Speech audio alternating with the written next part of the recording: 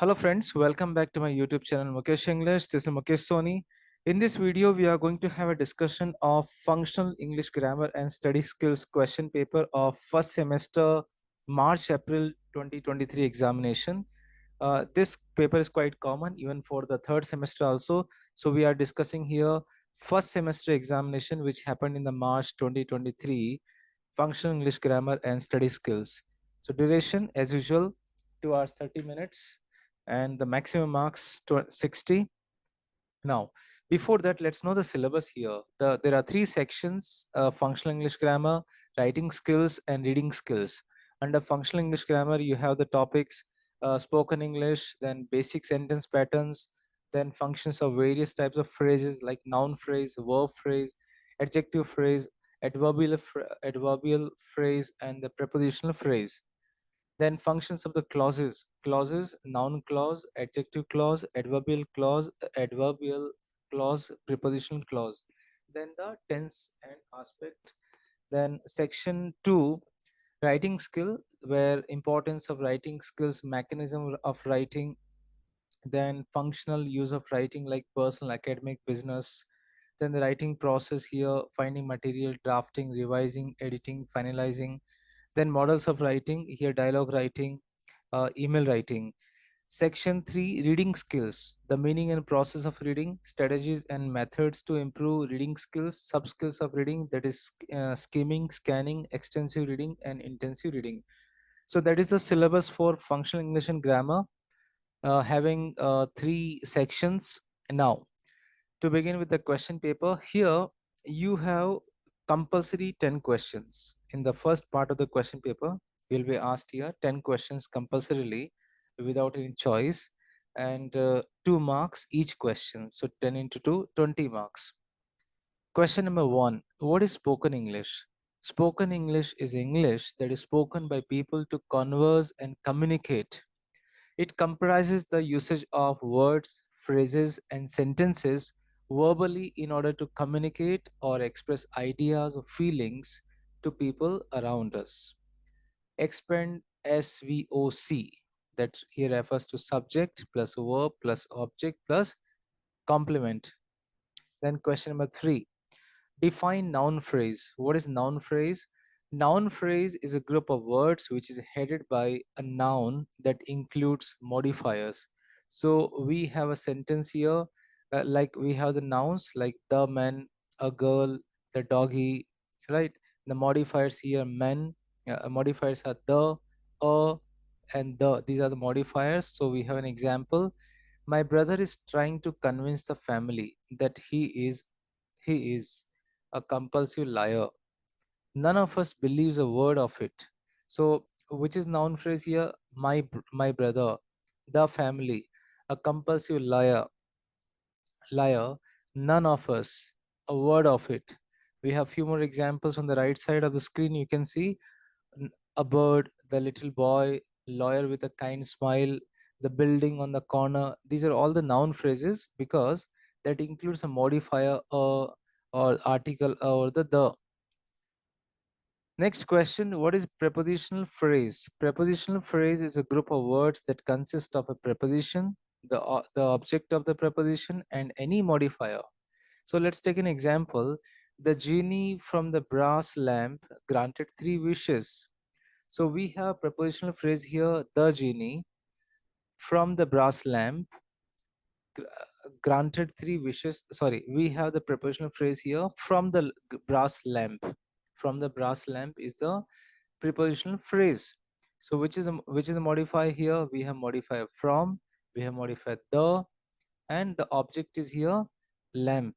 So the prepositional phrase is here, from the brass lamp. We have few more examples. A singer with passion. So with passion is a prepositional phrase.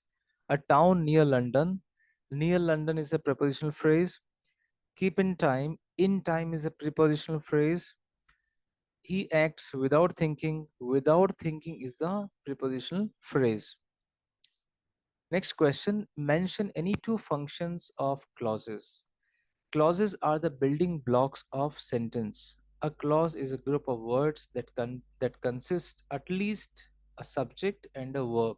Example, Ecology is a science because pollution cause cancer. So here two clause: ecology is science, pollution causes cancer. Sorry, pollution causes cancer. So each grammatical form of clause in English performs various grammatical functions. Like their functions are here: noun clause, adjective clause, or relative clause, or adverbial clause. So these are the three functions of the clause here: noun clause, adjective clause, and adverbial clause. Next, question number six. What is adjective clause? Adjective clause is a multi word adjective that includes a subject and a verb. So we have a statement: the rat that John saw yesterday was in the kitchen earlier. So, what is the adjective clause is here? That John saw yesterday. That is your adjective clause. Why? Because we have a relative pronoun here, the that. Then we have a subject John, we have verb saw. We have few more examples. We are expecting the days that will melt the tarmac. So what is the adjective clause? That will melt the tarmac. Dogs that have rolled in mud are not allowed upstairs. So which is the adjective clause is here? That have rolled in mud. Stars that shone like car headlamps illuminated the field. So what which is the adjective clause is here? That shone like car headlamps. So these are the three examples of adjective clause. Now, modal verbs are used for. So, what are the usage of modal verbs? A modal verb, which is also called as an auxiliary verb, is used along with the main verb to express possibility, ability, permission, or necessity. So, there are different expressions the modal verb has. Spelling error, MODAL. Give two examples for future perfect tense. Future perfect continuous tense. So she will have been shopping for the whole day. He will have been singing for the rest of the time. Will he have been enjoying outside for 3 months? So these are the different examples for the future perfect continuous. Will have been, shall have been. These are the structure. Question number nine. Name the writing skills. Which are the writing skills do we have? We have different writing skills like academic writing, technical writing, proofreading, email writing, etc. So the skills like research, planning and outline, editing, revising, spelling and grammar, and organization. These are all the critical components of the writing process. What is the functional use of writing? It's a kind of writing which aims at conveying a specific, direct, and clear message to a specific audience. It includes many areas, for example, writing instructions, formal letters, notes, invitations, advertisements, and report writing. Now we are going to, so we have discussed here 20 marks questions, 10 questions for 2 marks. Now here we are discussing 5 marks questions. So you need to opt here any 4 questions. So 2 marks, 5 marks, and 10 marks. That's a pattern of your question paper: 20 plus 20 plus 20. So 5 marks questions. Number 1. Write a dialogue stating that you are not attending your uncle's wedding due to examination. So I'm not going to read the dialogue. You can pause the video and you can go through this dialogue. I'll just say that here when you're constructing dialogue, keep in the mind the continuity and the connectivity with each dialogue, plus the correct usage of punctuation marks. That's very important. And try to use quite informal language, the short and the precise sentences. Now the question number two. First is dialogue writing, 5 marks. Question number two, draft an email to your father about your health. So email writing, we will write here two email address, subject, dear dad. I hope this mail finds you well. I wanted to provide you with an update on my health, as I know you have been concerned about it recently.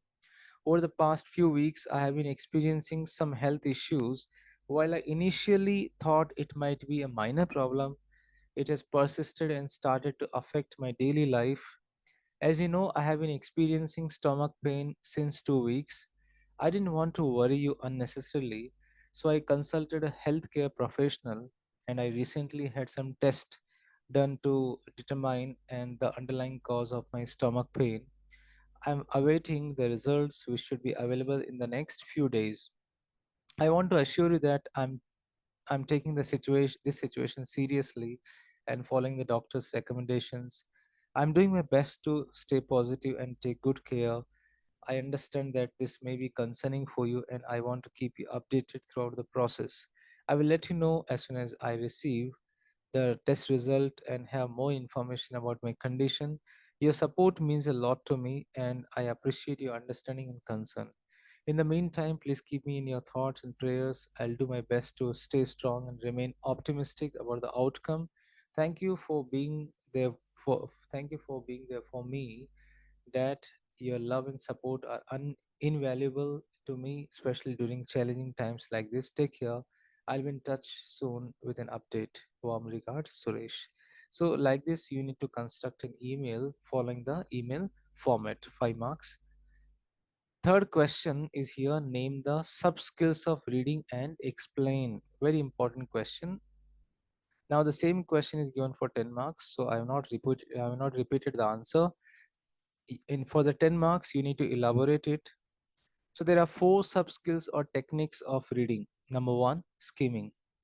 Skimming refers to taking a quick glance at something or looking at things on the surface. Similarly, the skimming process in reading involves looking at the text on a surface level without going in depth.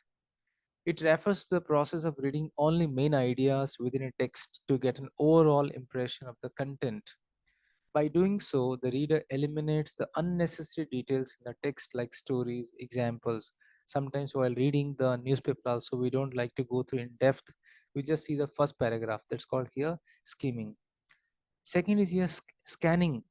Unlike skimming, scanning is a process of examining specific information within a text where a quick glance helps in obtaining relevant information without reading the whole text.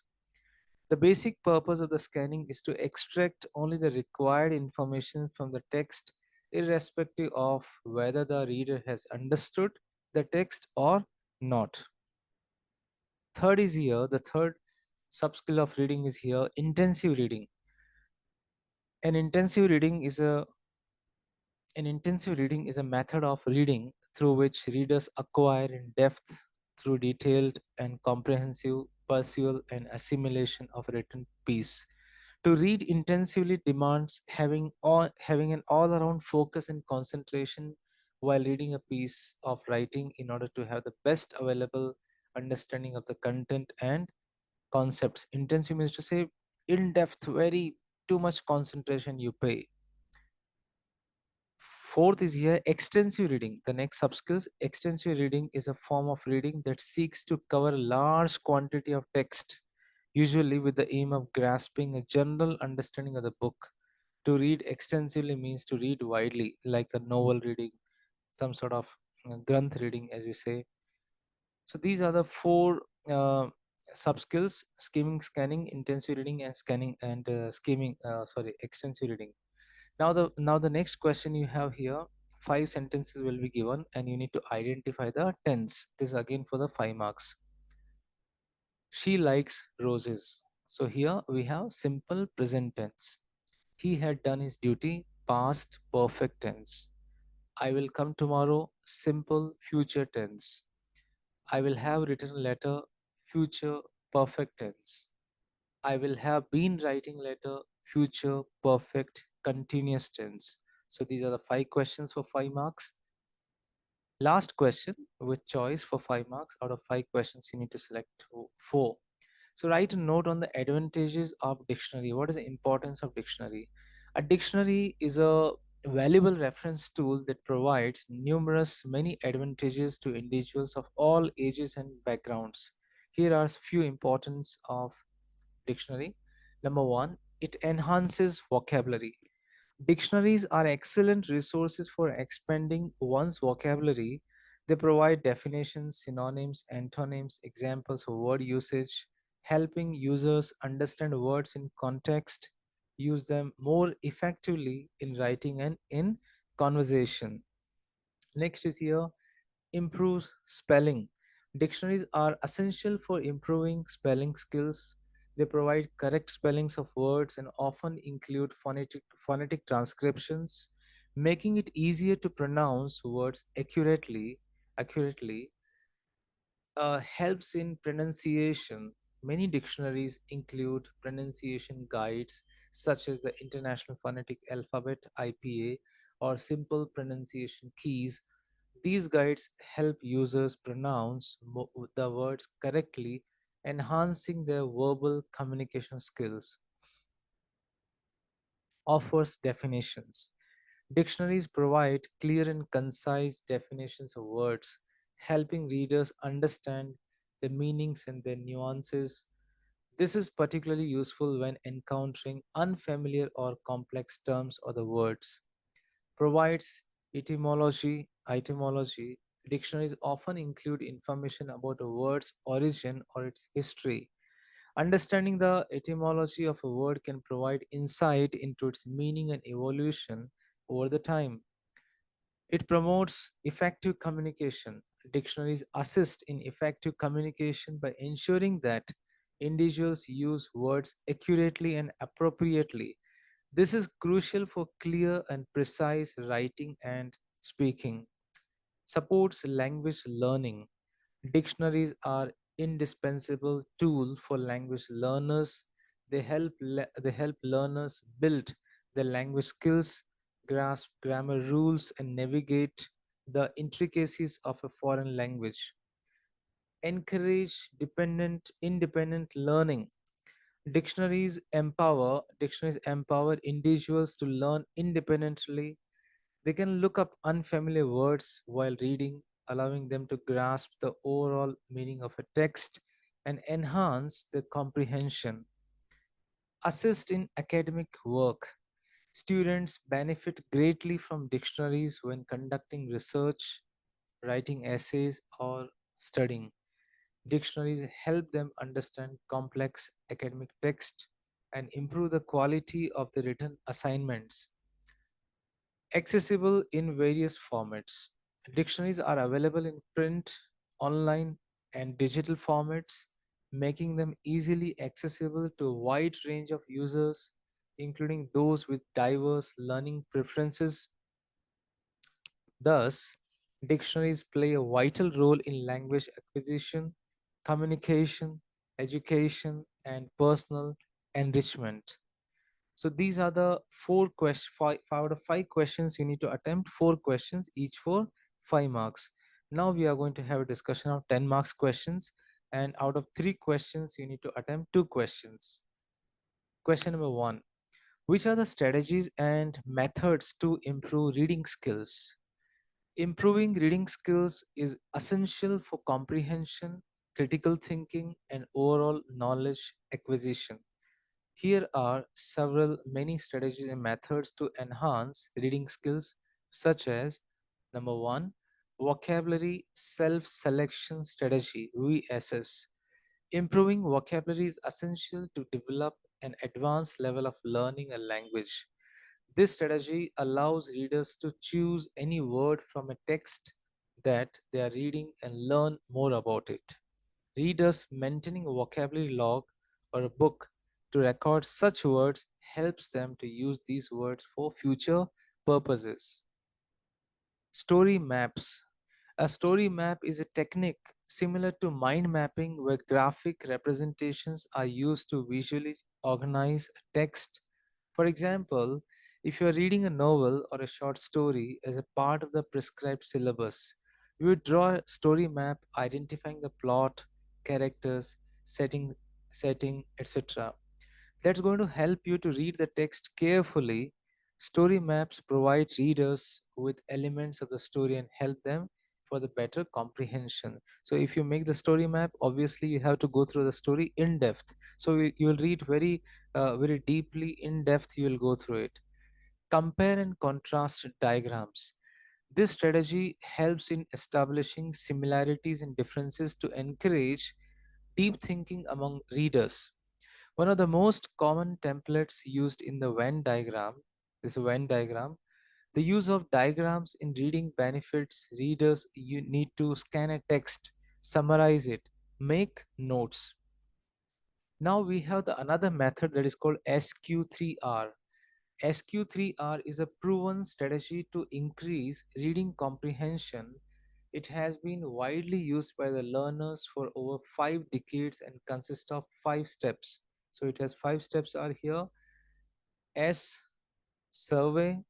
Q, there are three Q3R, survey, query. Now 3R, read, recall, and review. So survey, query, read, recall, and review. First step we have here, survey. The first step to reading involves a quick survey, quick preview of the text. This could be reading the introduction, titles, and headings, and looking at pictures and charts. Surveying helps in activating any minor information that you previously knew about the text. Second is here query. A survey kindles readers' curiosity, leading to the next step that is called query. The reader starts making predictions about the text while asking questions which are answered after the completion of reading. When the human mind is actively searching for answers, it becomes engaged in the learning process, which in turn helps in active reading of the text. Third one is here, read. Read. The goal of this step is to begin reading with a few paragraphs or one section at a time, depending on how dense the material is, how the material is very lengthy. In this step, it is important to search for answers as the reading goes on. While reading, identify certain keywords also help in remembering the content which has been read. Step 4, recall. After reading a few paragraphs or one section, it is important to stop reading and take time to recall. This means to summarize the section in one's own words, as if the reader was sharing the main ideas of the text with someone or who has never read it. This method helps the readers gain better control of the text. Last step we have here, the last method or the technique we have here among SQ3R. Once the reading review, once the reading is complete, it's important to take some time to review. The process of reviewing is an act of evaluating what is understood through discussions, written reviews, etc. Maybe the reader can write a brief summary or review of the text or engage in a discussion with a fellow reader who has read the text. This method is seen in a classroom during the Q&A session of the text after the short story is completed. So this is how these are the techniques and the methods to improve the reading skills. Now we are moving to the second question for 10 marks. Very easy question, which you have been studying since your fifth standard, if I remember. How many tenses are there in English? And mention the divisions along with examples. So in English, there are three primary tenses. One is present, past, and future. Each of these tenses can be further divided into several aspects and forms. So here are the now we are going to have a discussion of the main divisions of the tenses with examples. So to begin with, present tense. So under present tense, simple present. Simple present tense is used to describe actions that are happening right now, or the habitual actions or general truths. For example, she works in a bank. So it's a habit, it's a regular routine. Water boils at 100 degrees Celsius. It's a general truth, universal truth, you can't change. Present continuous or present progressive, which is used to describe the actions that are currently in progress at the moment of speaking. Example, I'm reading a book right now, I'm recording a video, I'm reading the text on the screen, I'm explaining. I'm explaining the present tense, present continuous tense. So this is present continuous tense. Third one, present perfect. Present perfect tense is used to describe the actions or the states that began in the past and which still have the relevance to the present. For example, she has visited Paris several times. I have watched Bahubali recently. So that means to say the action is done in the past, but its impression still in the present. That is called present perfect tense. There's a difference between present perfect and past. Present perfect continuous tense, which is used to describe the actions that started in the past, continue in the present, and may continue into the future. For example, they have been playing soccer for 2 hours. I have been recording this video from the past 25 minutes. Right. So I started before 25 minutes. I'm still doing, and I may continue even for the next time also, next forthcoming few more seconds or the hours. That is future perfect continuous. So this is about present tense. Now the past tense, simple past, which is used to describe the actions which completed in the past. He finished his homework last night, yesterday, the previous day. He went to Mysore last year. Past continuous or past progressive, which describes the actions that were going on at a specific point of time in the past. They were watching television when the phone rang. Past perfect, that used to describe action that occurred before another past action or the specific point in the past. She had already left when I arrived. Means to say, the moment I arrived, before I arrived, the person had left. So, a past before the past, a past before the past. That is past perfect. Past perfect continuous, to describe the actions that were ongoing and had a duration before a certain point in the past. They had been studying for hours before the examination. So, before the examination, they had been studying. Next is here future tense. Simple future, used to describe actions or events that will happen in the future. I'll call it tomorrow. Future continuous, used to describe the actions that will be in progress, imagination will be in progress or at a specific time in future. At this time tomorrow, I'll be flying to New York. So not it happen, but that may happen tomorrow that time. Future perfect, that used to describe, that is used to describe the actions that will be completed before a specific future point. By the time you arrive, I will have finished cooking dinner. Future perfect. Future perfect continuous, that's used to describe actions that will have been ongoing up to a certain point in future. By next year, she will have been working here for a decade. By next year, she will have been working here for a decade. So now, in addition to these three tenses, we have there are few variations. We have the modal verbs. We have the 13 modal verbs. Will, would, shall, should, can, could, may, might, must, need, dare, ought, used to, which are used to express various shades, aspects of meanings which are related to time, ability, obligation, possibility. So these modal verbs can be combined with other verbs to create different verb forms and tenses. So this is a answer from the question about tenses for 10 marks.